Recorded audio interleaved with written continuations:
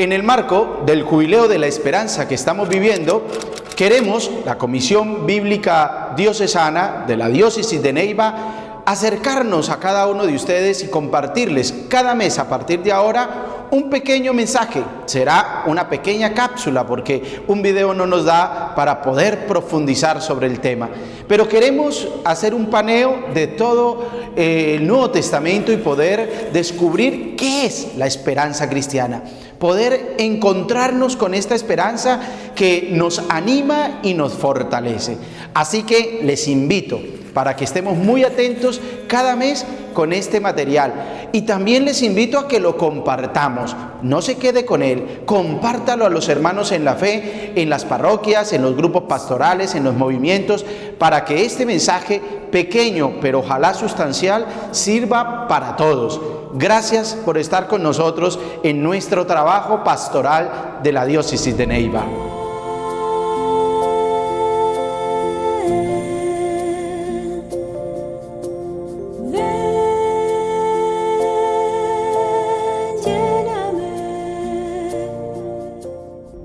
Si hablamos de la esperanza cristiana, debemos ir a la fuente misma, es decir, a la revelación del Dios de la vida, pero principalmente en Jesucristo, su Hijo unigénito, como nos lo recalca y nos lo ha dicho muy bien en el Evangelio según San Juan. Juan recalca mucho que Jesús es el unigénito, porque en aquella época, en los libros del Antiguo Testamento, fácilmente se podía hablar del Hijo de Dios. Pero cuando Juan nos dice unigénito, ya nos da un dato más importante. Es que este Hijo no es cualquier Hijo, es el unigénito, es el verdadero, es el Hijo de Dios. Y en Él Dios se nos ha revelado. Veamos qué dice el Evangelio de Juan. Del Evangelio según San Juan, capítulo 1, versículo 18.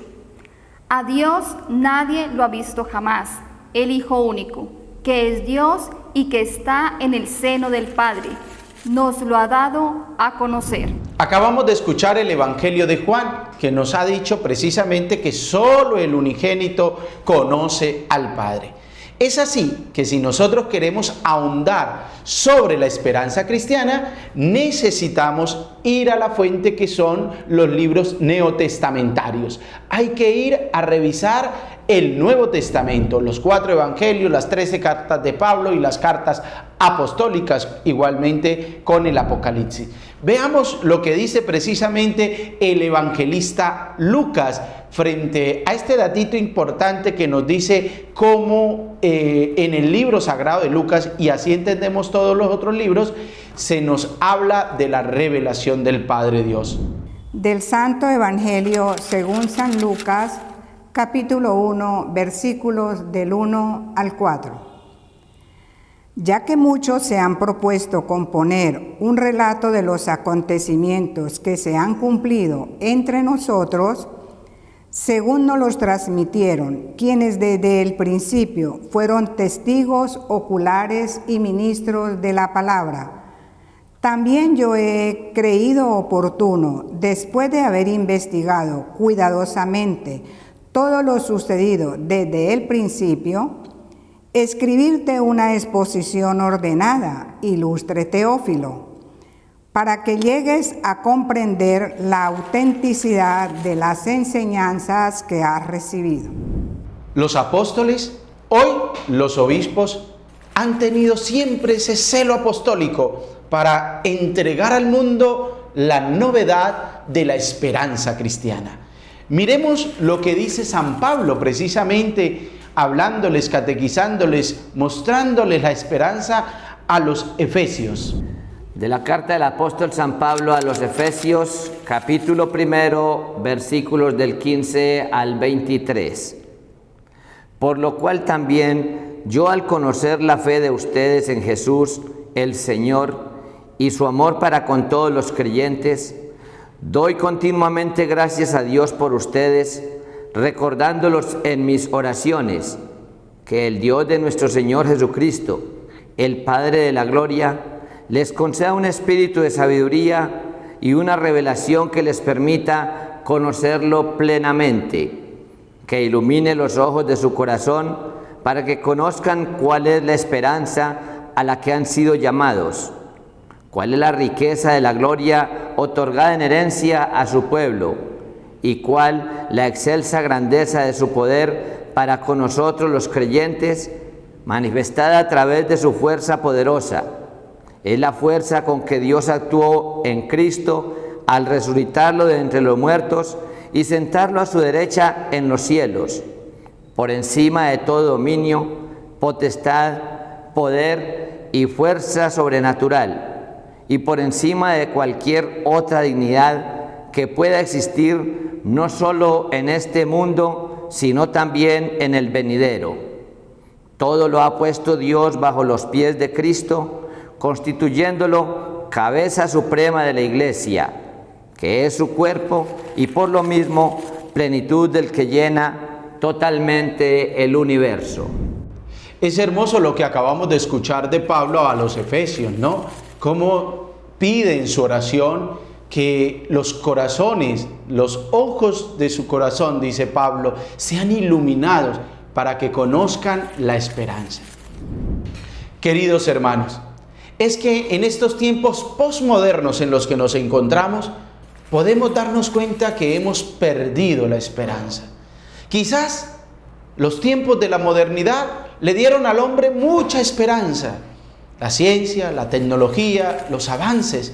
Pero todos estos frutos y todos esos resultados no han dado la plenitud, el sentido, la riqueza al hombre.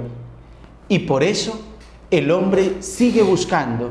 El ser humano sigue inquieto porque le falta la esperanza. Van por el mundo entristecidos, van por el mundo agobiados, van por el mundo desesperanzados, como los discípulos de Emaús. Miremos cómo iban estos dos discípulos camino a Emaús. Del Evangelio según San Lucas, capítulo 24, versículo 17 y versículo 21. Él les dijo: ¿qué es lo que vienen conversando por el camino? Ellos se detuvieron entristecidos. Versículo 21. Nosotros esperábamos que Él fuera el libertador de Israel, y sin embargo, ya hace 3 días que ocurrió esto. Que nosotros no sigamos este camino, esta historia, como aquellos discípulos de Emaús. Que nosotros nos dejemos acompañar por Jesús para que nos vuelva a explicar las Escrituras y nos vuelva a hacer arder el corazón. Necesitamos, queridos hermanos, volver a redescubrir la esperanza cristiana. La misma que nos regaló Jesucristo con su encarnación.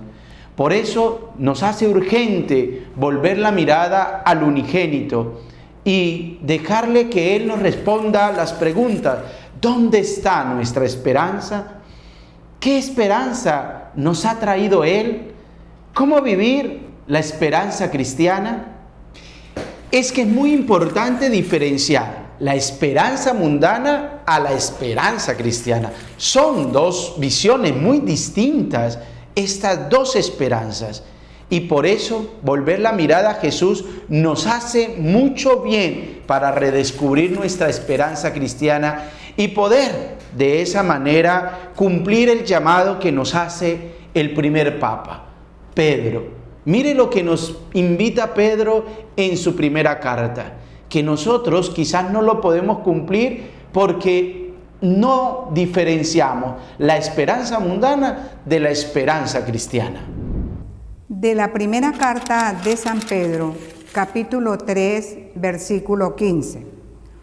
Por el contrario, den gloria a Dios el Señor y estén siempre dispuestos a dar razón de su esperanza a todo el que les pida explicaciones.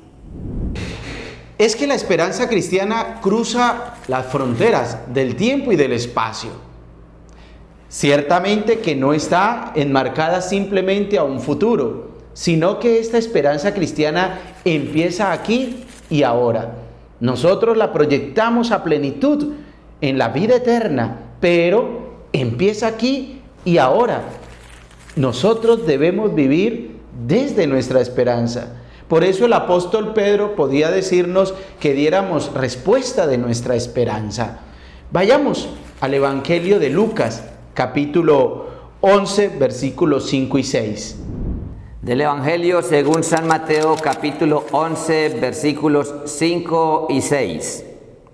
Los ciegos ven, los cojos andan, los leprosos quedan limpios, los sordos oyen, los muertos resucitan y a los pobres se les anuncia la buena noticia.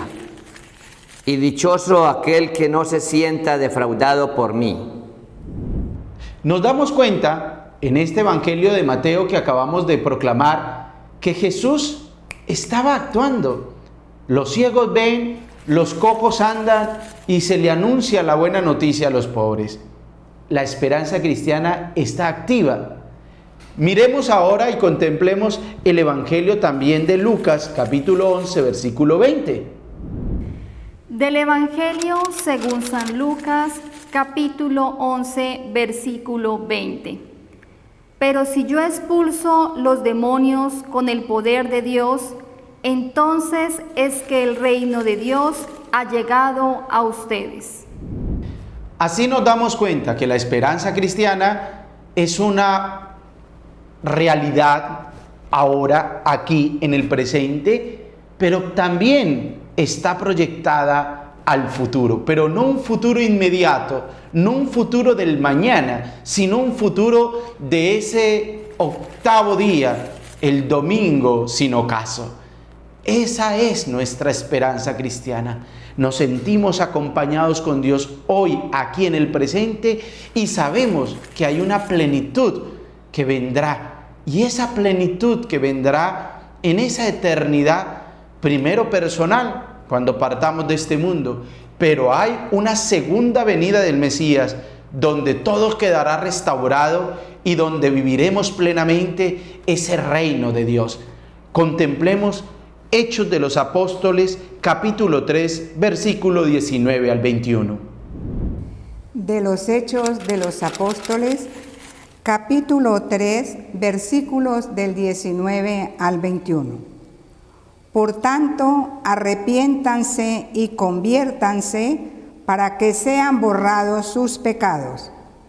Llegarán así tiempos de consuelo de parte del Señor, que les enviará de nuevo a Jesús el Mesías que les estaba destinado. El cielo debe retenerlo hasta que lleguen los tiempos en que todo sea restaurado, como anunció Dios por boca de los santos profetas en el pasado. Como acabamos de escuchar, será en la parusía, en la segunda venida del Señor, donde todo estará restaurado, que gozaremos de esa plenitud de la esperanza cristiana. Queridos hermanos, muchas gracias por haber estado con nosotros en este video.